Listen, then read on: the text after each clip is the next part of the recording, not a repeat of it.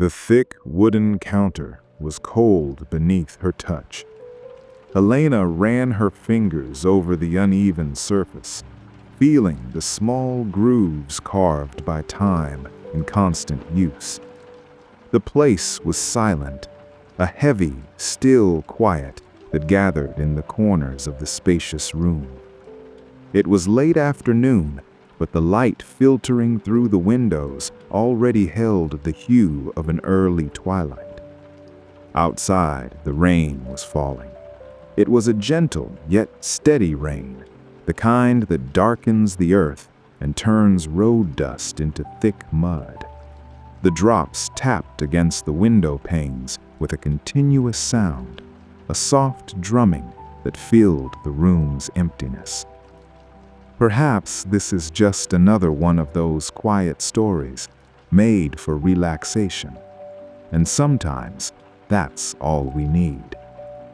In the center of the counter rested the large copper kettle. Helena paused before it. The metal, which once reflected the firelight like a golden mirror, was now dull. Dark stains covered its base, marks rolled soot and forgotten dried water. The lid was slightly askew, and the long spout looked weary, coated in a fine layer of dust. Behind the kettle, the shelf of jars told the same story of recent neglect. The glass jars were out of order, some almost empty, others with their cork stoppers loosely fitted. Dried leaves stained the bottom of the clay bowls, losing their color and scent. The resting room stood at the crossroads of two dirt paths, a place where people paused before continuing their journey through the hills. For weeks, the house had been closed. No one had passed by. No fire had been lit. No water had boiled. The entire space seemed dormant, awaiting a movement that would restore its purpose. Helena looked at the stained kettle and then at the window where water streamed down the glass in winding paths. The night would be long and cold. People would be on the road, walking through that rain, shoulders hunched and clothes heavy with dampness. When they arrived, they would need warmth. They would need the sweet scent of herbs in the air, the sound of bubbling water, a hot cup in their hands. The decision formed simply, without haste. The space needed to awaken. The kettle needed to shine again. The herbs needed to be sorted. The fire needed to be reborn in the hearthstone. Helena sighed, a low sound that mingled with the rain's murmur. She pulled up the sleeves of her thick wool blouse, folding the fabric above her elbows. The cold air of the room touched her skin, but she didn't mind. There was work to be done. Work by hand, slowly and carefully, so the place would be ready when the door finally opened. She walked to the corner of the room where she kept the clean cloths and brushes. Her steps sounded firm on the wide plank floor. Each movement began to break the room's stillness. She picked up a thick cotton apron, faded blue from many washes, and tied it around her waist. The knot at her back was pulled tight. Then she chose a soft cloth and a small, firm, bristled brush. Returning to the counter, the sound of the rain seemed to have changed. It was no longer a noise of isolation, but a companion. The water fell outside, washing the roof and the tree leaves, while inside, Helena prepared to clean and organize. She placed the cloth on the wood. She took the heavy kettle by its handles and moved it aside, clearing the central space. The sound of copper lightly dragging across the board marked the beginning. The work of preparation had begun. The first thing was the foundation of everything, the counter and the stone hearth. Helena picked up a small straw broom tied with a leather cord. She knelt before the open hearth. The scent of old ash rose as soon as she moved the support stones. It was a dry scent, reminiscent of smoke from distant days. With short, precise movements, she began to sweep the gray dust onto an iron shovel. The straw scraped against the rough stone, making a harsh, rhythmic sound.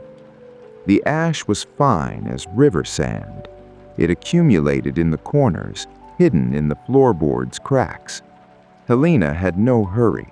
She swept the left side, pulling the dust to the center, then repeated the gesture on the right.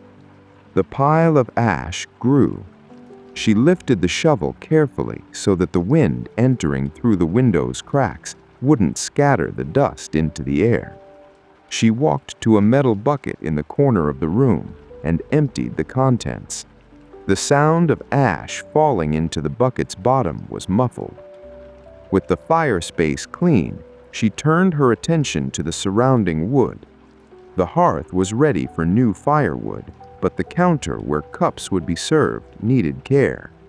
Helena picked up a deep wooden basin and walked to the back door. She opened the door just enough to reach the rainwater barrel that stood by the eaves. The cold wind rushed in, bringing the strong scent of wet earth and fallen leaves. She dipped a pitcher into the barrel and filled the basin. The water was ice cold. Back at the counter, she dipped a small piece of neutral soap made of fat and ash into the water. She rubbed the soap into the thick cloth until a thin, sparse lather formed. Then she wrung the abric. Water trickled through her fingers, falling back into the basin with a soft sound of full drops.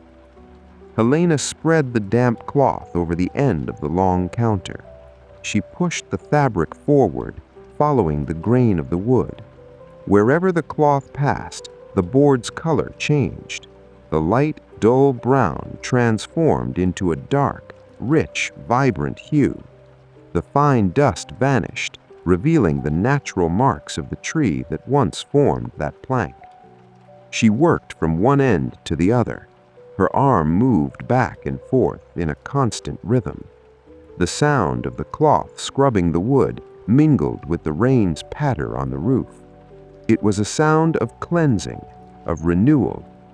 The scent of the simple soap began to fill the air, a clean aroma that dispelled the smell of a closed-up place.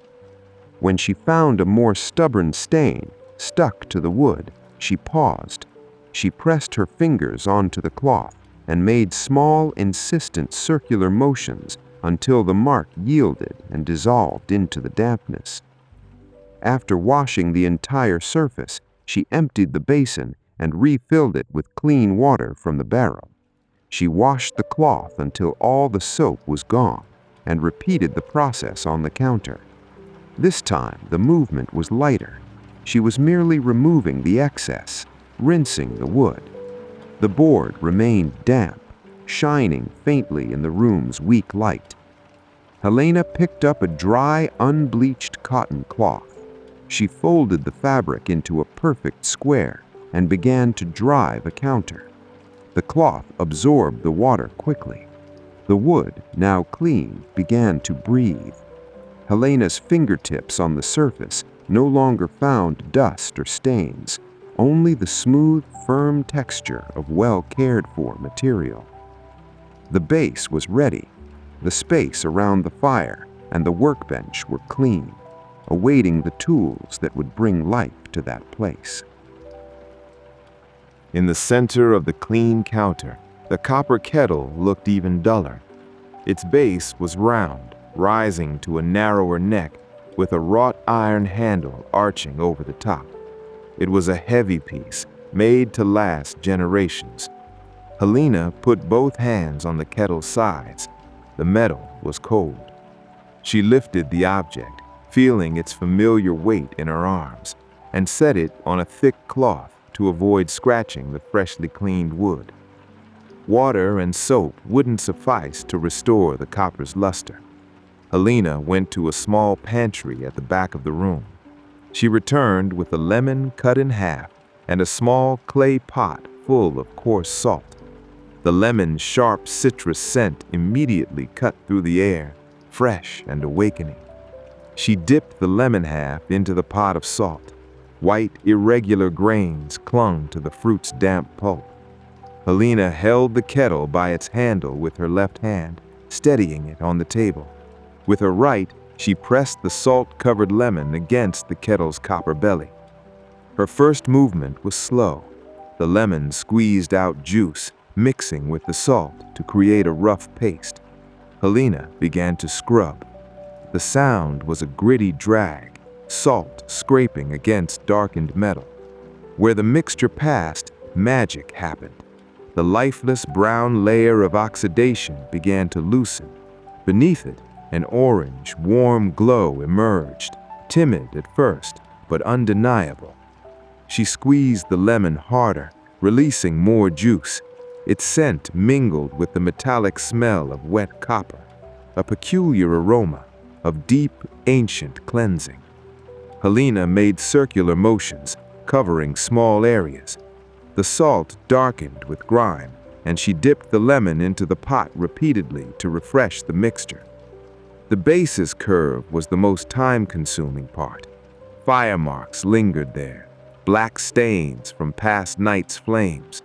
Helena used the lemon peel's edge to scrub harder. Her fingers grew damp and sticky with juice. The sound of the polishing was constant, scraped, slid, scraped again. Gradually, the darkness yielded. True copper appeared, clean and smooth. She turned the kettle, working the other side.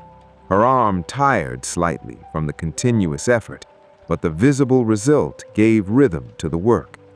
The long spout required care. She folded a piece of cloth, applied salt and juice, and rubbed along the thin tube, up and down, until the tip was as clear as the rest. Once the entire surface was covered with the dark paste of lemon, salt, and loosened grime, Helena took a clean, damp cloth. She passed the fabric over the metal. The contrast was immediate. The paste was removed in a single wide sweep, revealing copper so bright it reflected the faint window light and the movement of Helena's hands. She wiped the entire kettle with the damp cloth, removing any salt residue. The cloth's cold water concluded the process. Then she picked up a piece of dry wool. With the wool, she began to polish. The movement was now quick and light. The wool didn't scratch. It merely drew the shine from within the metal, outwards. With each pass, the copper grew warmer from friction and more luminous. Helena paused and stepped back. The kettle was in the counter's center. No longer a forgotten object, it was a point of light in the dim room. The orange metal reflected raindrops streaming down the window pane in the background. The kettle's weight felt different now, less a weight of abandonment and more a weight of ready utility. She placed the lid, also polished, back in its place. The sound of metal fitting into metal was a perfect, secure click. The vessel was ready for water. With the kettle gleaming in its place, Helena turned her eyes to the wooden shelf fixed to the wall. There rested the glass jars housing the leaves, flowers, and roots that would flavor the hot water. She raised her arms, taking down the jars one by one, aligning them on the clean counter. The jar's glass was thick and slightly irregular, with small trapped bubbles. The cork stoppers were loose. Helena removed the first stopper, a dry, hollow creak. Inside, dried chamomile flowers. She tilted the glass, pouring some into her palm. The small yellow and white heads looked fragile, crushed by time and storage. She brought her hand near her face. The scent was sweet, reminiscent of cut hay and late afternoon sun, an aroma that soothed just by being in the air. Helena pressed some flowers between her thumb and forefinger. They crumbled with a very low snap, turning into a coarse powder. They were perfectly dry. She took a shallow clay bowl, pouring a generous handful of chamomile into it. The sound of dried flowers falling into the ceramic was light, like autumn leaves rustling. She closed the first glass jar and opened the second, which contained mint leaves. Its color was dark green, almost gray. Upon opening the stopper, the scent was immediate, fresh, sharp, clearing the body's weariness. Helena picked some whole leaves. The texture was rough on one side and smooth on the other. She broke them in half before tossing them into a second clay bowl. Breaking them released even more essential oil stored in the dry fibers. The scent of mint spread across the counter, mingling with the chamomile's sweetness. The third jar was smaller, holding fennel seeds, tiny and curved, a pale green. Helena didn't pour these into her hand. She took a small hand-carved wooden spoon and dipped it into the glass. The seeds made a fine sand-like rustle as the spoon sank. She took an exact measure and placed it in a third bowl. The fennel's aroma was warm, reminiscent of baked bread and ancient comfort. More jars held ginger roots cut into thin, dried slivers. Cinnamon sticks curled like small, hard scrolls. Helena took a piece of cinnamon, placed it on a small cutting board. With a heavy knife's handle, she struck the bark. A loud snap. The cinnamon broke into smaller pieces, revealing a lighter interior. The woody, spicy scent rose. She gathered the broken pieces, placing them next to the fennel seeds. She arranged the bowls in a straight line before her. Each held a different color and texture: yellow chamomile, dark green mint, pale fennel, brown cinnamon. The counter now looked like a map of flavors. She considered the blend. Depending on who arrived from the rain, needs would differ. Some would require the strong warmth of ginger and cinnamon to ward off bone chill. Others, exhausted from their journey, would need chamomile's calm sweetness. She carefully capped all the glass jars, pressing cork stoppers firmly into place, sealing what remained. She returned the jars to the shelf. The workspace was now populated by open bowls. Aromas mingled in the room's air, creating an atmosphere that no longer smelled of abandonment, but of a house awaiting visitors. The rain outside continued, its drumming on the roof serving as a sonic backdrop to Helena's focused silence as she prepared the herbs. The herbs were ready, but a comforting drink required more than just dry leaves. Helena walked to a low cabinet near the floor, its wooden doors creaking slightly as they opened. From it, she took smaller jars and containers covered with string-tied cloths. She brought everything to the counter, placing the items next to the herb bowls. The first container was a wide, glazed ceramic pot. Helena untied the string, pulling back the cloth lid. Inside, dried apple slices, wrinkled, their edges slightly curved upwards, with hues from cream to light brown. Helena picked up a slice. The texture was both rubbery and soft. The scent was concentrated, the fruit's natural sugar intensified by lack of water. She arranged several slices on a shallow wooden plate, overlapping edges to form a perfect circle.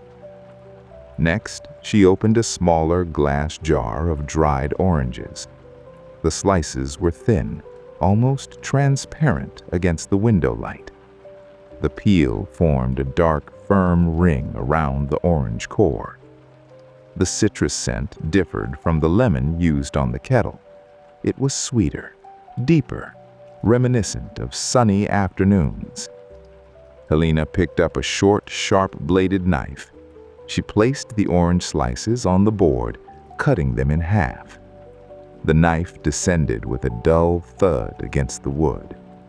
The halves were placed in the center of the apple plate, creating a vibrant color contrast against the rustic wood. But the unifying element was missing: honey. Helena picked up a thick glass jar with a heavy cork lid. The honey inside was dark, harvested late last summer, dense and full-bodied. She opened the jar. The rich scent that escaped remembered wildflowers and warm earth. She took a long-handled wooden spoon made specifically to reach the jar's bottom. She dipped it into the honey. The resistance was considerable. The thick liquid yielded slowly, embracing the wood. She twirled the spoon to coil the thick stream of honey and lifted it. The color was a deep amber, catching the room's sparse light. The honey flowed back into the jar in a continuous, slow, silent ribbon, forming folds upon itself before leveling with the rest. She laid the honey spoon on a small white ceramic saucer next to the open jar. The saucer would prevent the counter from getting sticky. Near the honey, she placed a small pot of dark, moist brown sugar for those who preferred a more earthy sweetness. Helena looked at the arrangement: the plate with dried fruits, the jars of honey and sugar, the bowls with herbs. Everything was within reach. Textures varied from the brittle dryness of leaves to the stickiness of honey, from the rough cinnamon bark to the soft apple. The dark wooden counter served as a stage for all those colors. Helena ran her hands over her apron, wiping away an invisible trace of herb dust. The room's scent had completely transformed. The cold dampness of the rain outside seemed to have stayed on the other side of the window. Inside, the air was heavy with the blend of honey, orange, mint, and cinnamon. It was a scent that promised welcome. Helena touched the edge of the fruit plate to align it perfectly with the kettle's base. Each object had its exact place. The early afternoon's disarray had completely vanished. The space was organized, logical, and abundant. The ingredient prep was complete. Now the herbs and fruits needed warmth. They needed the water and the fire that would make everything blend. Helena turned her back to the counter and returned to the clean hearth.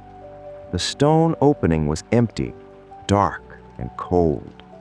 In the corner of the room, a pile of cut firewood waited. These were pieces of hardwood, dried for months, and thinner branches gathered from the forest floor. She knelt on the stone floor. She began by picking up the thinnest, driest branches, kindling that broke easily in her hands. The sound of snapping wood echoed through the silent room. She formed a small pile of kindling in the center of the hearth, crossing them over each other so air could circulate through them. In the middle, she placed a handful of dry straw and wisps of tree bark. Around this fragile base, she positioned medium-sized logs, forming a structure that resembled a small cabin. The larger wood would protect the initial flame and provide fuel for it to grow. The scent of dry firewood was of dust and still time. Helena picked up a wooden matchbox from the hearth mantel. She opened the box, took out a matchstick, and struck it against the rough side. The sound was a quick, dry friction, immediately followed by the hiss of the flame being born. The matchstick's tip lit with a vivid yellow light. She cupped her hand around the small flame and brought it to the straw in the center of the hearth. The straw caught fire almost instantly. The flame raced through the dry fibers like a sound of crumpling paper. Soon it reached the smaller kindling. They began to crackle. Small sparks rose, dancing in the dark air of the hearth before extinguishing. The scent of new smoke, clean and warm, began to spread. Helena watched as the flame gained strength, licking the bark of the larger logs. Heat began to radiate, touching her face and cold hands. The yellow and orange light illuminated the surrounding stones, creating shadows that moved across the room's walls. Once she was sure the larger logs had caught, she stood. She returned to the counter and picked up the polished copper kettle. She walked to a large clay pitcher in the opposite corner of the room, which held fresh spring water, brought that very morning. She tilted the heavy pitcher over the open kettle. The water fell with a full, hollow sound, hitting the copper bottom. The sound changed pitch, growing sharper as the kettle filled. She stopped when the water reached just below the spout. She put the lid back on. The kettle's weight was now considerable. Helena held it by the iron handle with both hands and walked slowly to the hearth. A thick iron hook hung above the fire, attached to a chain descending from the chimney. Carefully, she lifted the kettle and fitted the handle onto the hook. The gleaming copper descended and hung suspended over the flames. The flame licked its rounded bottom, reflecting its movement in the polished metal. Soot would begin to mark the bottom again, but that was the natural course of things. A kettle is meant for the fire. Helena pulled a small rustic wooden stool and sat near the hearth. Now there was only waiting. The warmth of the fire countered the rain's dampness.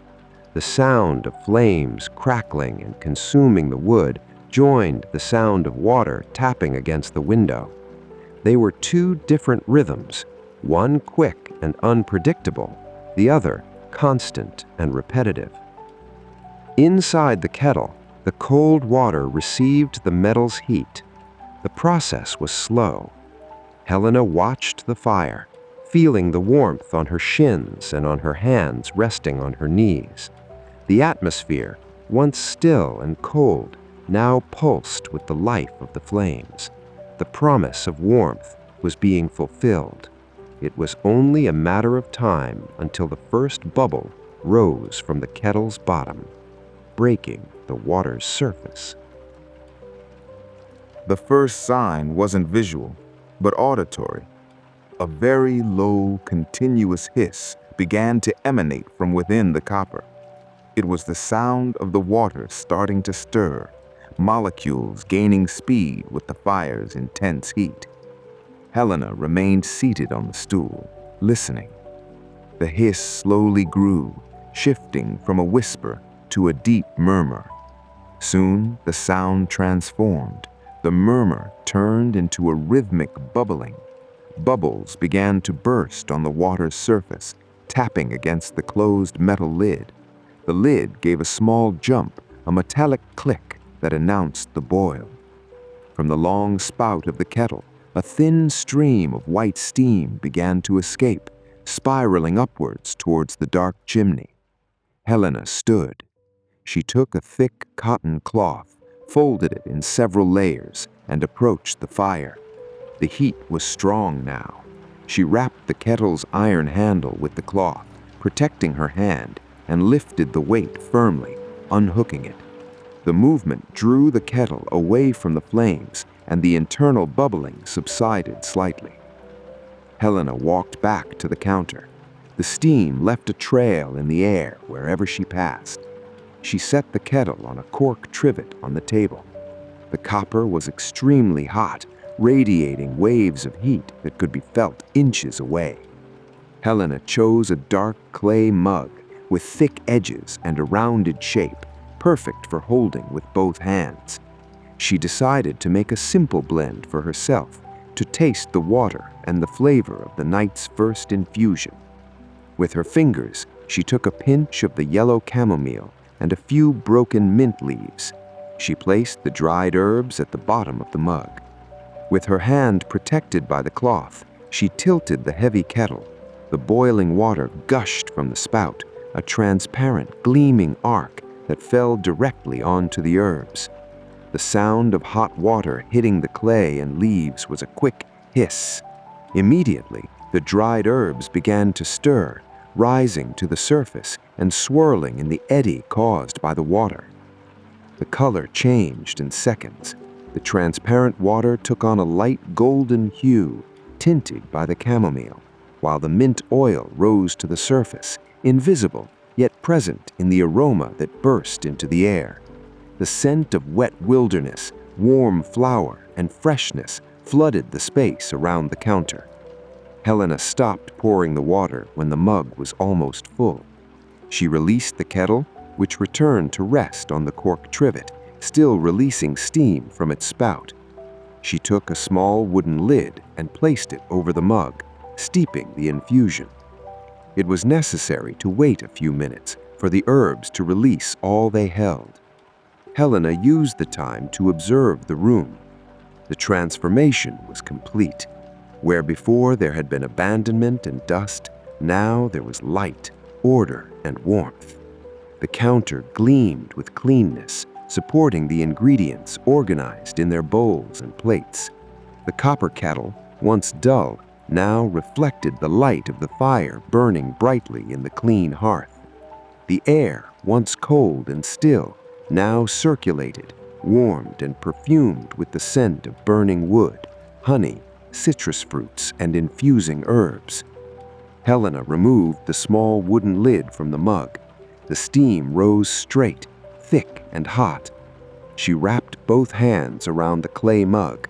The hearth of the vessel immediately transferred to her skin, heating her palms and fingers. She walked slowly to the window. Outside, night had fully fallen. The darkness was dense, cut only by the gleam of puddles on the dirt path, which reflected the faint light escaping from the room's window. The rain continued, drops streaming down the glass just inches from her face. She raised the mug and took the first sip. The liquid was very hot.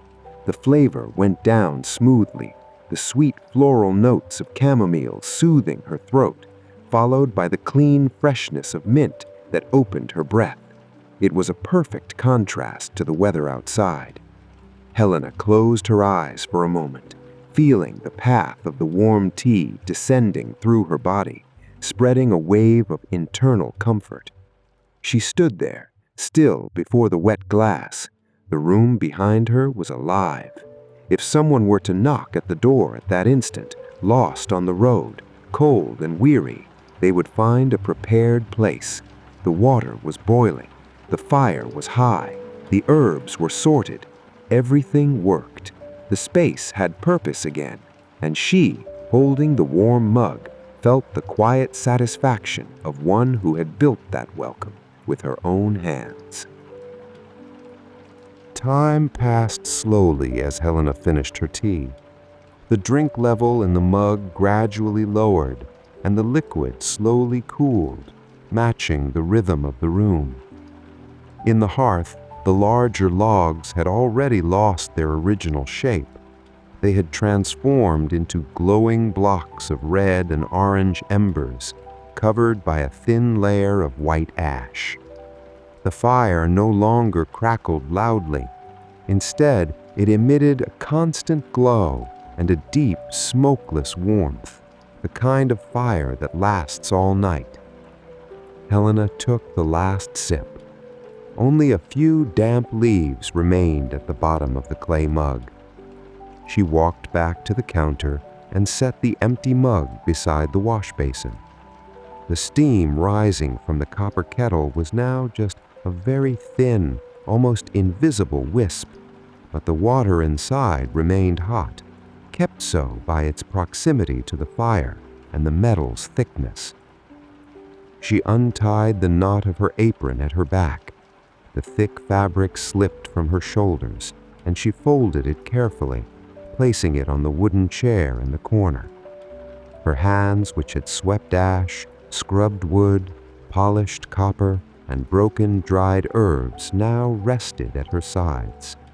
She felt a slight weariness in her fingers, the good kind of tiredness that comes after physical work with a visible beginning, middle, and end. The rain outside seemed to have lessened in intensity. The drumming on the roof was more spaced out, a soft sound that cradled the room's quietness. The wind no longer howled through the cracks. The night had settled into a tranquil dampness. Helena took one last look at the counter. The bowls with chamomile, mint, fennel, and cinnamon were aligned. The plate with dry apples and oranges formed a beautiful design on the wood. The honey jar glinned in the dim light. The kettle rested, heavy and ready. There was nothing left to move, nothing left to clean. She walked towards the inner door that led to her quarters at the back of the house. Her steps on the plank floor were soft. Before crossing the threshold, she paused and looked back over her shoulder. The resting room was enveloped in a warm, low light, emanating from the embers. The scent of firewood and sweet herbs hung thick in the air. The place was at peace, perfectly balanced, awaiting in absolute silence the arrival of the next traveler. Helena smiled faintly, turned, and left the room, closing the door behind her with a soft click. The space was left alone with the sound of the rain and the glow of the fire.